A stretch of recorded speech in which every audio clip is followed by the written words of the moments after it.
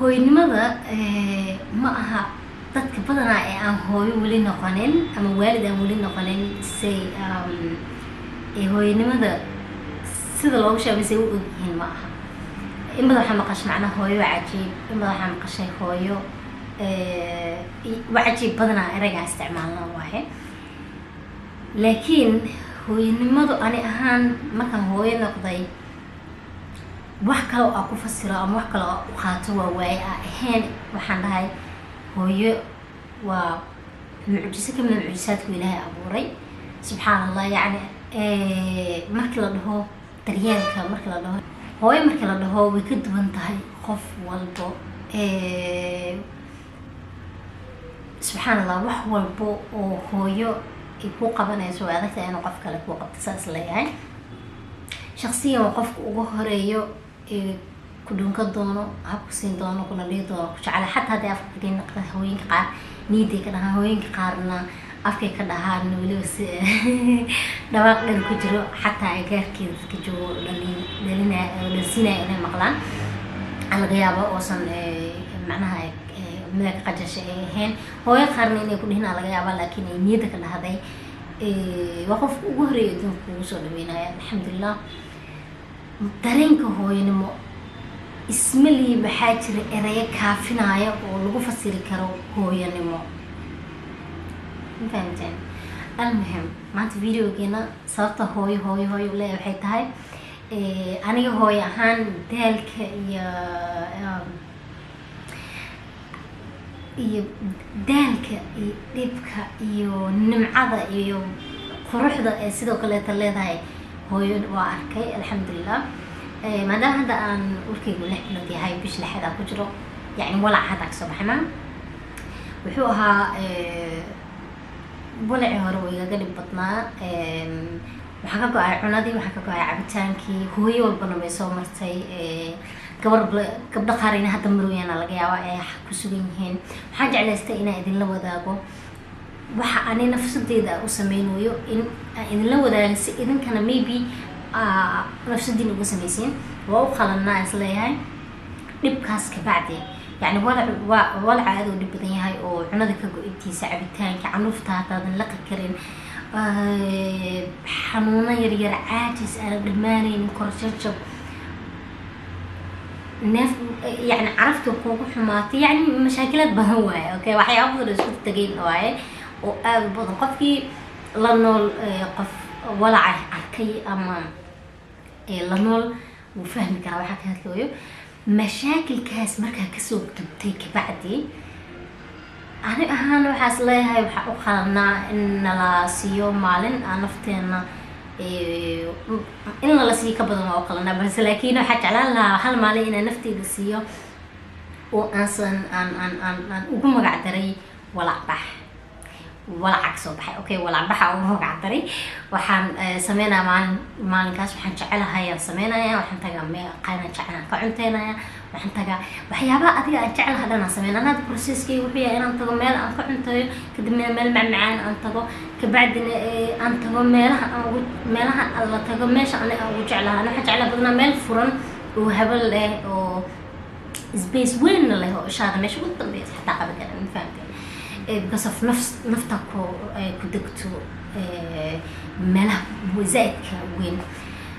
marka waxaa jeclaystay inaa idinla wadaago sababta waxaa ogahay gabdho ilamida iyo kuwa iga daranba inay jiraan oo walaca aada ugu rafaado, aadna ugu silco. xataa haddii aadan samayn karin waxyaabaha dhan ani aan sameyna, at least waxaa sameyn kartaa inaad naftaada maalinkaas inta si gaara u daryeeshid oo xag nadaafad, kabacdina aad samaysatid ama lagu sameeyo cunada ugu jeceshahay. qof walba sida uu awoodi karo ha isku abaalmariya. qasab maaha qof heblo wuxuu sameeyay inaa samaysid ama waxaan aan sameynaa inaa samaysid, laakiin sida adiga isleedahay naftaada ku abaalmarin kartaa ku abaalmari. qof walba haddii ay fiirsanayaan wiilal dhalinyaro ama wiilal xaaslayaal waxaad indhihi lahaa xaasin hadday videogaan fiirsanoonin isku day inaa u samaysiin. sababtoo gabadha markay walacata ama markay uur leedahay badanaa dareenkeeda uu isku qasqasan yahay. ma fahamteen? waxay u badan yihiin badankood saas leeyahay badankood aniga iyo dad qaar aan arkay waxay aad u jecel yihiin ninkooda inuu daryeelo haddii ay badanaa taa ay ka helin waxaa laga yaabaa in waxyaaba la iida isku dhufsato badana dagaalada waxyaabaha keeni kamid tahay fahamteen waxyaaba isku dhufsanay iyada le mana kula tashanayso waxaa waaye marka ka farxi xaaskaaga ama gabadhaada ka farxi هدية yar oo wax weyn ma ahan yaa waxay jeceshahay kuwa lacag leh okay bas hadiye yar adoo keentada ku filan oo ama ka farxist ama banaanka u wadaabada soo socodsiin I hope ina fahamteen sida la sheegay waa laf dhawarta bulshada hooyana waa tiirka xaslay ummadan ay ku dhisan tahay aniga marka hooyo noqday ka baad waxaad زائد يقول نقضي والدبل يقول نقضي وأدي يقول بطي شعالك أو قواء الحمد لله وحاقوا هذي لباتوين كنا سمرت مرور بحاس لبربردقة نبقى أني أمري iyo xanuunaadka iyo caajiska iyo wax walba oo ani amaray waxa la barbar dhigaa iyada ku soo martay ka soo fooyday Allah taaya alxamdulillah taban caruur ay dhashay aan cunug labaad marooyo marka waxa isla marooyo aad cunug labaad marooyo subhanallah taban cunug dhan hooyadiisa soo dhashay dhibkaas dhan u soo martay alxamdulillah hooyooyinkeena dhamaan waxa kale to ogaa tabankaas qaabka ku dhashay iswaa bas alxamdulillah أنا أمير مركان اللي بعدي وائلة بحلونات كذا وحول بس لا حتى ولا بكيس أصلا مرتي إليه وكله سينا وحول بمسك هذا ولا غنقة يعني حال قاعد دقة وحيستد وحما أدك أو حيس أنا هذا عنقان أسوي سنة وحاكم ذا علمها تعلش كتير أسوي سنة وحاكم ذا ضغط خاقوذا مركا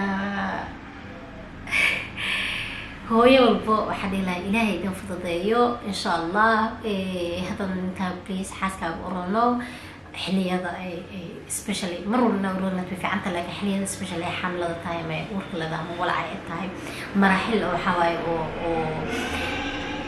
إن وحلو وقع حلهن إلا خف إنه دميو صمر موي وحول وصل وشرح حتى عملها اوكي نكون دايرين فيديو بدن ميدن لو وداغي كري because of حاجه على استماعتنا انا نفتيدا سيو سدرتيد waxaan idin kula wadaagaya idinkana sidoo kaleeto in ay idinkana maanta kala naftiina siisiin oo u raaxaysiin oo free drinksiin aad sameeyeen waxyaabo jeceshiin sasdarteed waxa idin la wadaagi doonaa waxyaabo kooban wax badan idin la wadaagay waxyaabo yar yar idin la wadaaga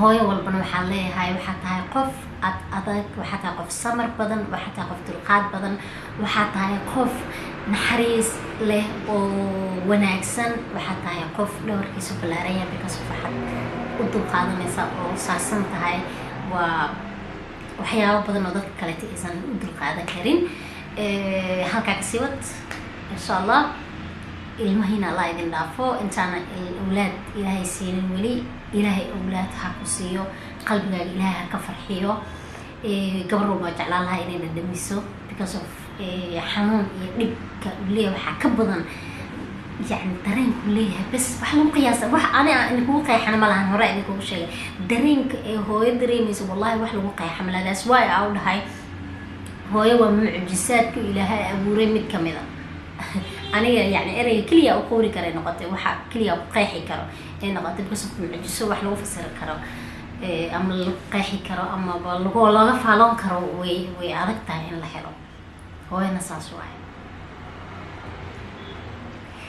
هذا قبرته ولا أنا قرصنا هوب هو إذا أنا أتكلم مدح كلام كتير أنا هذا توقف على قصف دكاني كاسو مرتي أنا وضع أنا بالي قصبر ما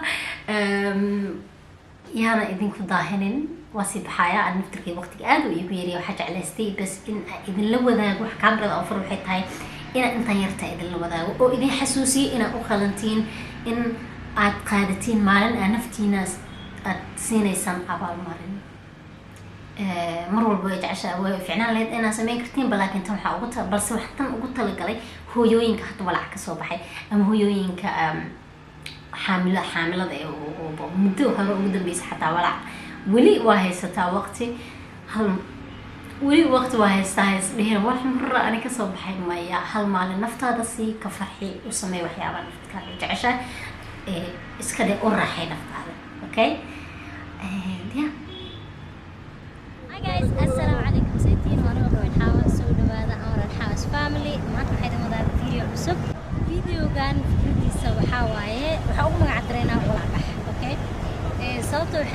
maadaama hadda walacii aan kasoo baxay oo rafaadkii rafkii aan kasoo baxnay baan jidi jabnaa waxaa jeclaystay nafteedina hal maalin aan kastoo waxay tosiyaa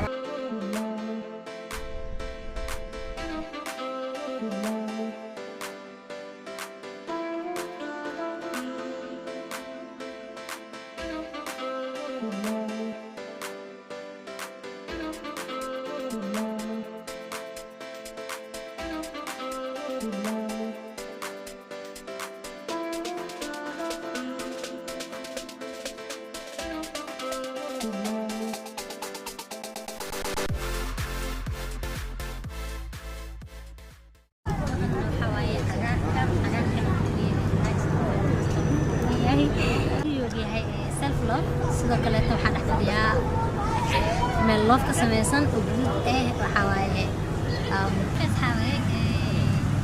abaar yar joognay video yar marka waxyaabaha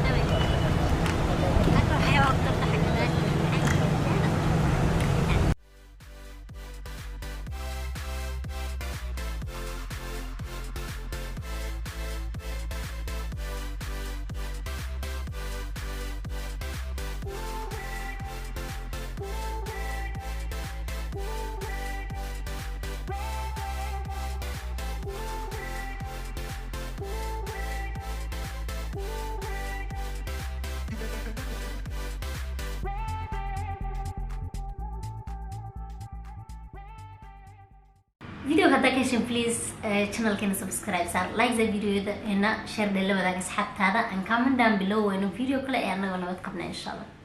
Bye guys.